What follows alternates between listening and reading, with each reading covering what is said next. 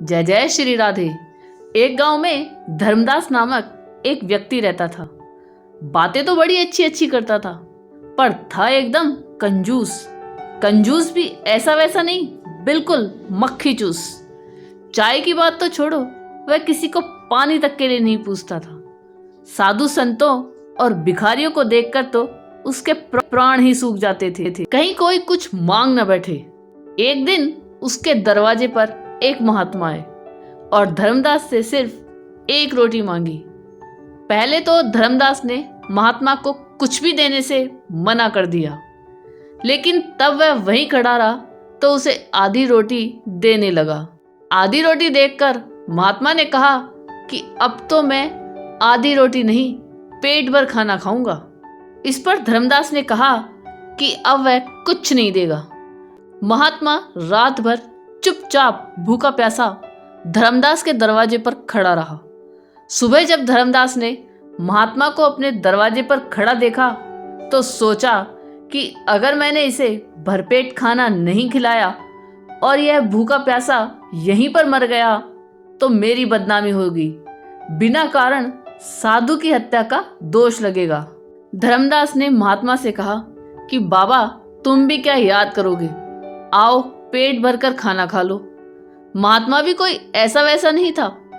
धर्मदास की बात सुनकर महात्मा ने कहा, अब मुझे खाना नहीं खाना, मुझे तो एक कुआं खुदवा दो। लो, अब कुआं बीच में कहां से आ गया? धर्मदास ने साधु महाराज से कहा। धर्मदास ने कुआं खुदवाने से साफ मना कर दिया।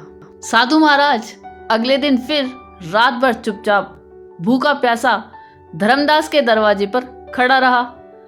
अगले दिन सुबह भी जब धर्मदास ने साधु महाराज को भूखा प्यासा अपने दरवाजे पर खड़ा पाया तो सोचा कि अगर मैंने कुआं नहीं खुदवाया तो यह महात्मा इस बार जरूर भूखा प्यासा मर जाएगा और मेरी बदनामी होगी। धर्मदास ने काफी सोच विचार किया और महात्मा से कहा कि साधु बाबा, मैं तुम्हारे लिए एक कुआं खुदवा देता हूँ और इससे आगे अब कुछ मत बोलना। नहीं, एक नहीं, अब तो 2 कुएं खुदवाने पड़ेंगे। महात्मा की फरमाइशें बढ़ती ही जा रही थी। धर्मदास कंजूस जरूर था पर बेवकूफ नहीं। उसने सोचा कि अगर मैंने 2 कुएं खुदवाने से मना कर दिया तो यह 4 कुएं खुदवाने की बात करने लगेगा। इसलिए धर्मदास ने चुपचाप 2 कुएं खुदवाने में ही अपनी भलाई समझी। कुएं खुदकर तैयार हुए तो उनमें पानी भरने लगा। जब कुओं में पानी भर गया तो महात्मा ने धर्मदास से कहा, 2 कुओं में से एक कुआं मैं तुम्हें देता हूँ और एक अपने पास रख लेता हूँ। मैं कुछ दिनों के लिए कहीं जा रहा हूँ, लेकिन ध्यान रहे मेरे कुएं में से तुम्हें एक बूंद पानी भी नहीं निकालना है। साथ ही अपने कुएं में से सब गांव वालों को रोज पानी निकालने देना है। मैं वापस आकर अपने कुएं से पानी पीकर प्यास बुझाऊंगा। सब गांव वाले रोज धर्मदास वाले कुएं से पानी भरने लगे। लोग खूब पानी निकालते पर कुएं में पानी कम न होता। शुद्ध शीतल जल पाकर गांव वाले निहाल हो गए थे और महात्मा जी का गुणगान करते न थकते थे। 1 वर्ष बाद महात्मा पुनः उस गांव में आए और धर्मदास से बोले कि उसका कुआं खोल दिया जाए। धर्मदास ने कुएं का ढक्कन हटवा दिया। लोग यह देखकर हैरान रह गए कि कुएं में एक बूंद भी पानी नहीं था।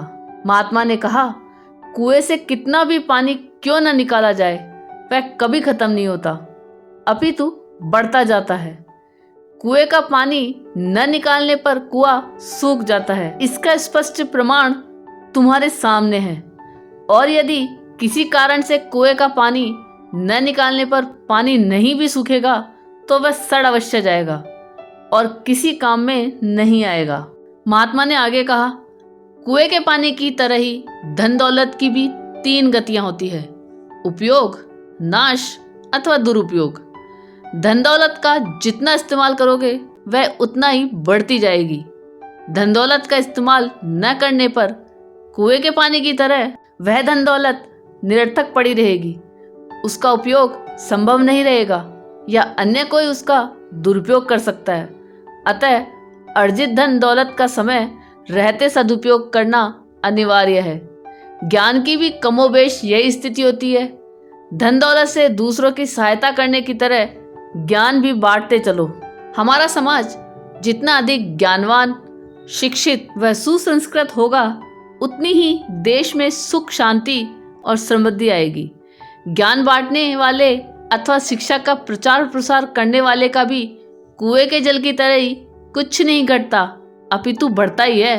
अगर किसी और का दुख देखकर आपको भी दर्द होता है, तो इसका मतलब है कि आपकी आत्मा में परमात्मा विराजमान है। यह कहानी आपको कैसी लगी, यह कमेंट करके जरूर बताइएगा। चैनल पर नए हो तो सब्सक्राइब जरूर कीजिएगा और वीडियो को लाइक और शेयर कीजिएगा और दान करते रहिएगा। धन्यवाद।